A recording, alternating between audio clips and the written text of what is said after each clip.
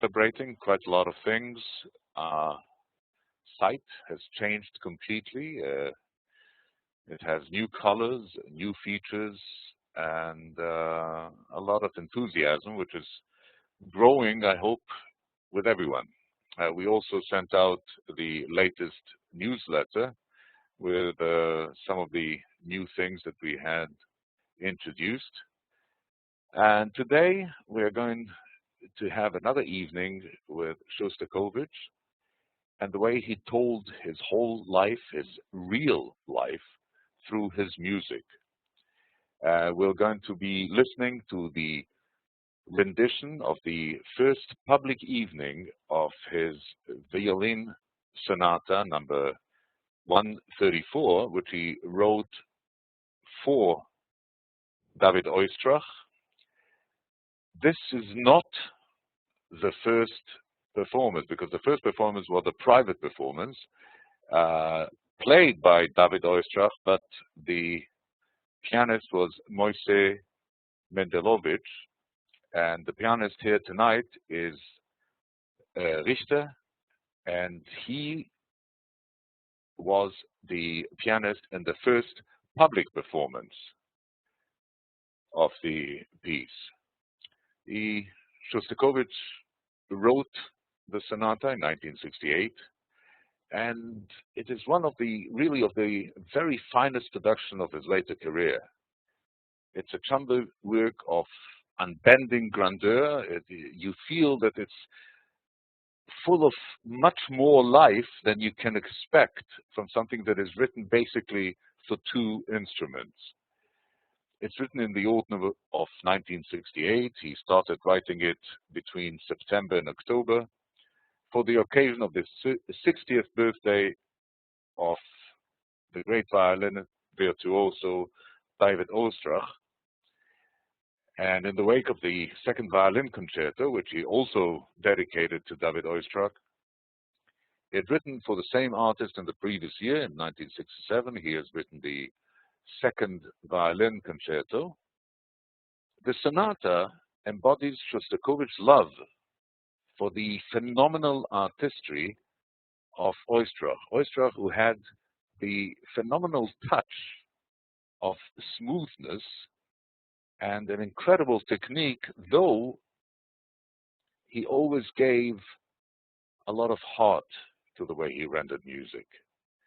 The sweetness, the tragic intensity of Oistrakh's singing tone, and for his tremendous abilities to make music pound and throb as if it were something like a dance.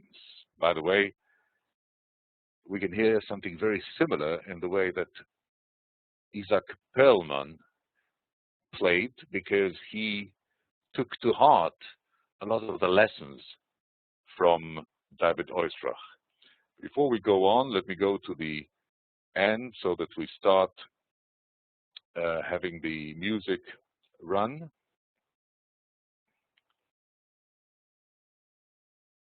And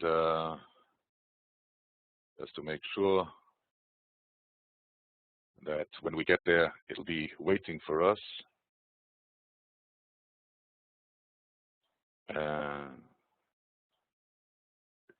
Yeah, okay, here we are. At the time when Shostakovich composed the sonata, he was becoming fascinated with the idea of a 12-tone row. The 12th tone that was introduced. First of all, let's understand what the 12 tones mean. We have the scale from, let's say, from C to C, from Do to Do, and it looks as if we only have 8 tones. The first and the last are the same, with a difference of an octave from the Latin octavo. And in reality, we have half tones in between, and if we count all the half tones between the lower C and the higher C, we have 12 tones. If we look at the piano, we can see the black keys and the white keys. between the white keys, we have a full tone, and between the white and the black key, we have a half tone. He was never a real serial composer. He was never taken into writing things in the same mode. He was always trying different things, trying something completely new. And he was lured by the harmonic and motivic discipline that the 12-note music suggested. And in this sonata, we have a lot of 12-note idea, which give the music a dark, a sinewy. It's like we feel like as if something very dark is passing in a dark night, and we can hardly see it, but we hear the swish that makes us feel a kind of ascetic, like we are in the company of somebody who is very, very serious and pedantic. Well, of course, the other great influence in the work of Shostakovich is the music of Johann Sebastian Bach. So we will see that substantially the first movement continually suggests the world of Bach's great fugue from the 48 and the Sant Matteo Passion. It also rings with a strange chiming of funeral bells. If you listen very carefully, you will hear as if somewhere far away, you cannot see it, but you hear the chimes, the bells of a funeral, like the funerals used to have, the priest walking before the horses, before the coffin, and the boys were working with a bell and were ringing so that everybody knew that a dead man is coming. This obviously started in the 13th century when the dead bodies actually were bodies of people who died in the Black Plague, and that's why we had those bells. But still, today, we know it. Second and central movement, the work is done with three movements. It takes us into a quite different enthusiasm of Shostakovich. Shostakovich was in love, deeply in love with the Jewish klezmer, the Jewish wedding music. In the Jewish tradition, we have a lot of music that is supposed to open up in a straightforward way the gates of heaven so that the Almighty can listen to our prayers and do what we want. And the klezmer, actually klezmer is a Yiddish word, it stands for musical instruments. And used to have klezmers come to any kind of feast and play and dance. And then we had the Hasidim who used music in order to get away from the everyday life and to get into a deeper sense of thinking. And Shostakovich both had a lot of Jewish friends, but he was also very much in love with the Jewish music, with the Jewish themes. Then we have the Allegretto that suggests a terrifying dance in which aggression and intense sympathy are held in a dangerously unstable balance until the movement hammers towards the tragic climax. By now, we are familiar with the way that Shostakovich builds up to a climax. It doesn't take him much, but he's always very careful. He's always there, not forcing his hand. The climax comes exactly when it has to come. The long finale is a mighty set of variation in the form of a passacaglia, like the music of the Baroque. And again, it returns to us the world of Bach, of course, with much fugal part writing, echoing the haunting cadences in the chorales and there are clear hints that Shostakovich had in mind as a model, the most famous of all Bach works for violin, the mighty Chaconne from his third solo partita. In the very closing bars, Shostakovich brings us back once more to the funeral bells, only this time it's as if we can see the funeral parade. It's much closer. The story goes that in 1967, Shostakovich presented David Ostrach with a 60th birthday present, the Violin Concerto No. 2, but the composer was premature by a year. He made a mistake. In 1967, David Ostrach was only 59 years old, and he said, never mind, next year I'll give you something else. And in fact, next year he produced the sonata for violin and piano in Opus 134, which, as I say, for me is one of his finer late efforts. The piece opens. I will go over it slowly because I'd like really for us to kind of concentrate when we come to the music. Just a minute. The music opens with an allusion to a serial music. It's as if we have a passage that returns, almost building up a canon.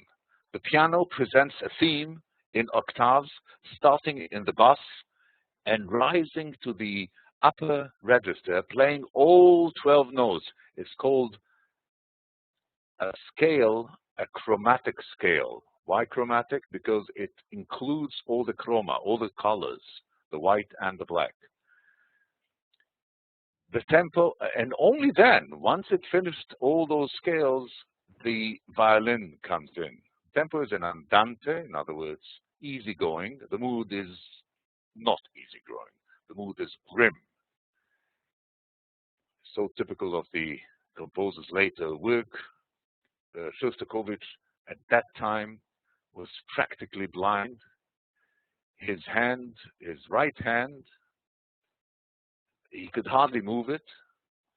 He refused to dictate music. He wrote holding his right hand with his left hand, and he wrote this way because he didn't want anybody to help, because he didn't believe that it could come through the hands of somebody else. The second theme appears, the second theme of the opening. It's a march-like, and it's very cynical. The two instruments exchange renditions of it, and then the main theme is reprised by the violin. Main theme that was first suggested by the piano is now taken over by the violin. Shortly thereafter, another engaging idea comes to the mind of the genius composer, and he says, okay, now I'm going to give it to the violin again, and it seems like it glides eerily. It's something, as if it's not real, as if it's not out of this world. And it goes downwards from its upper ranges, while the piano delivers chilling harmonies in both registers. There's also some ghostly sul ponticello playing in the latter pages. Not long after this work appeared, Soviet musicologists tried in vain to explain the mood of this bleak music. They tried to say it's not bleak, it's pastoral. Well, if they believed it, why not? The second movement is marked allegretto. It begins with a heroic sounding theme, but the mood quickly turns anxious, as if the composer were expressing his irony under some considerable pressure. There's a waltz, almost. It seems to promise that things are going to go better, things are going to come to a relief. from the unbounded energy and tension, but it doesn't make it. The voice does not come over, and it does not break the rigid mood. The finale, which is the longest piece, is marked largo. It begins with a somber introduction. Then the violin played pizzicato, which is not with the bow, it's plucking the strings, and presents the dark main theme, after which come 13 variations. The piano's first rendition of the melody calls to mind the late composition of Liszt. The music shifts moods, going from pensive to playful, from sinister to simple. An outburst on the piano just past the middle of the movement leads to a climactic episode of the violin. The E-Rye music from the first movement slowly returns, as does the march-like theme, and the work ends very similar to the string quartet number 15 in a very chilling mode. It leaves us feeling cold. Typical performance of this sonata, it will take about half an hour. What we are going to have tonight is 31 minutes exactly. Oistrakh premiered it, as I said, on January 8, 1969, in a private performance before the Union of Soviet Composers. The pianist on that occasion was Moisei Weinberg, and Sviatoslav Richter played the piano part with Oistrakh in May of 1969 for the first public performance. Tonight, we'll be listening to that first public performance. At that occasion, it was Shostakovich himself who said a couple of words. And again, too late by a year, wishing his best for Oistrakh's 60th birthday, but he was already 61. So here we have the Andante, the first movement. Let me just see that everybody is here with us. Yes, no. I see that one is still downloading. Okay. Hope it will go quite fast. Yes, okay. This is Shostakovich in the year that this was performed for the first time. You can see the incredibly thick glasses of his lenses. As I said, he was almost blind.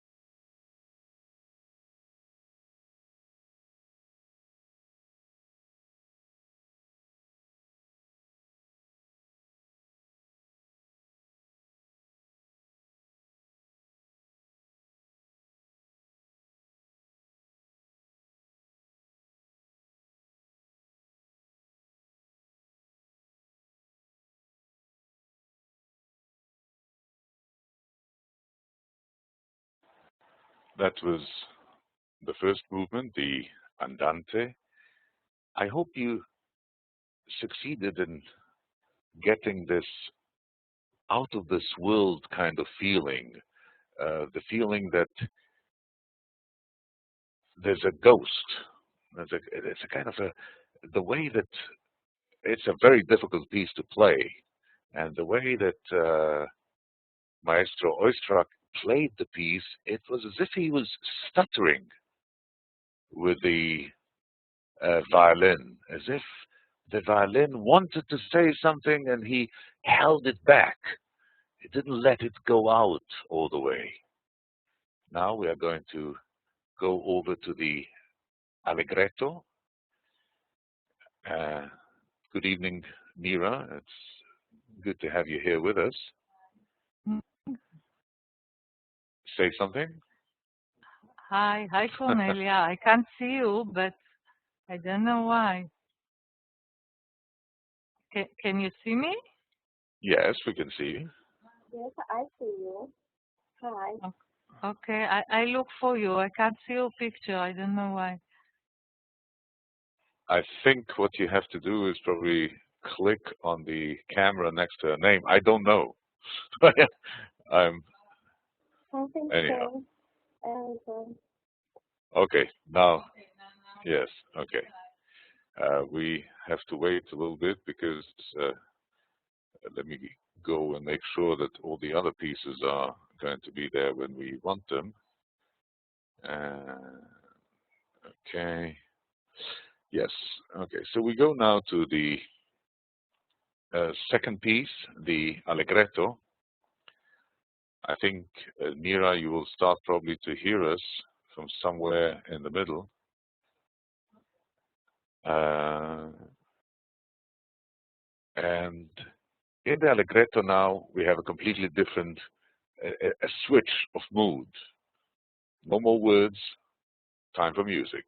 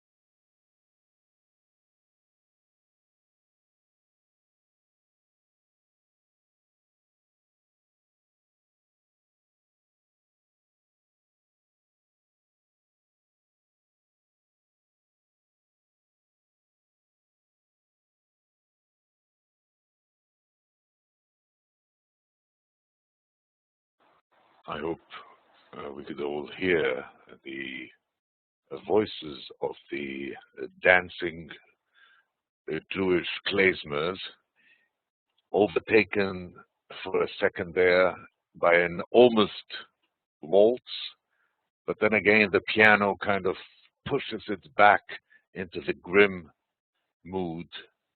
And now we go to the last piece. I divided this into two because we have here actually three tempi. We have the largo, the andante, and then again the largo. So I divided it to the first largo and andante, and the second largo will have a piece on its own. Let's hear it.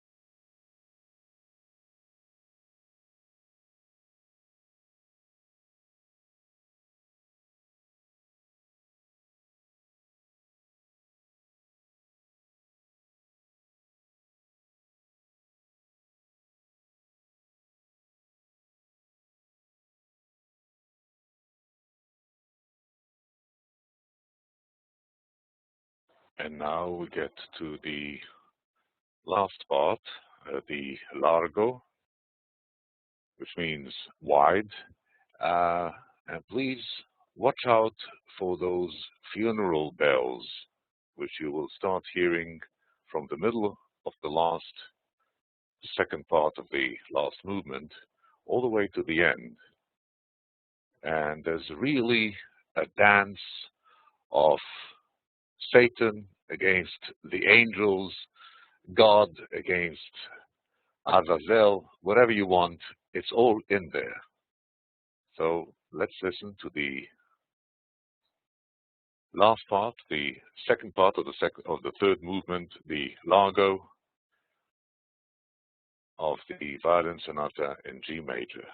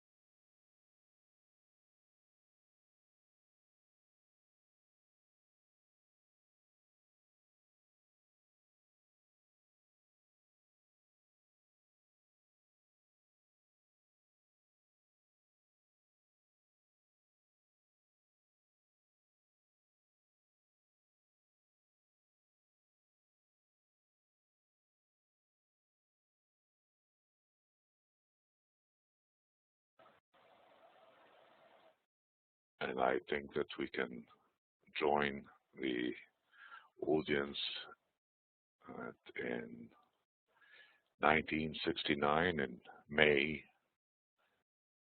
listened to this concert, the first public performance of the violin sonata, where we keep hearing Shostakovich of all his pieces is here, but there's something more. There's something that we do not find in most of his other pieces.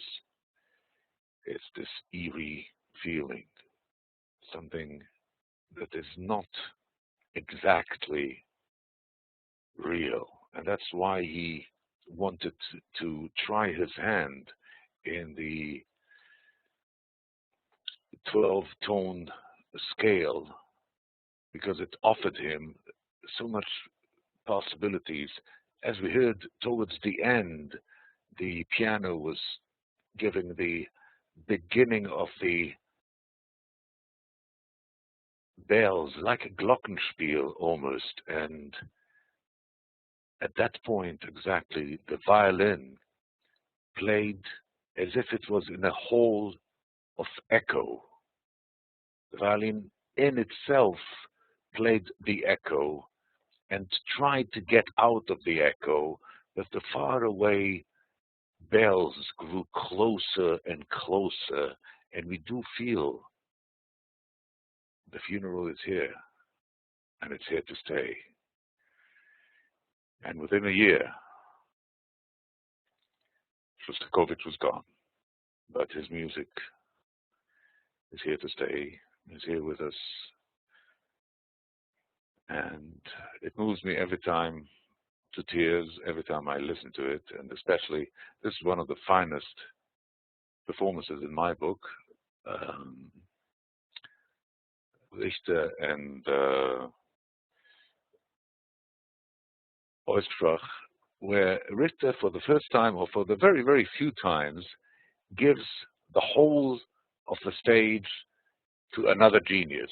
Normally, when Richter played with somebody else, he was always the leader, no matter what he was playing. But here, he's humbly just stretching out the red carpet for David Oistrakh, who is giving probably one of the performances of his life. And this eerie, beautiful, and haunting piece. Thank you very much for being here with us at Sophia Minds Meet Online. Come and visit us again on Saturday when we meet another life told in letters, this time by Moses Herzog and Saul Bellow. Monday, we are meeting again with an old friend of Sophia, with Andreas Scholl, who will tell us what he did in the 2.5 months that he hasn't been with us, and especially about his latest CD, Oh Solitude, mainly songs of Purcell, Henry Purcell, and some other English composers of the English Baroque. So thank you very much for being with us here. Good night from you, Sophia, and take your curious mind to bed. Good night.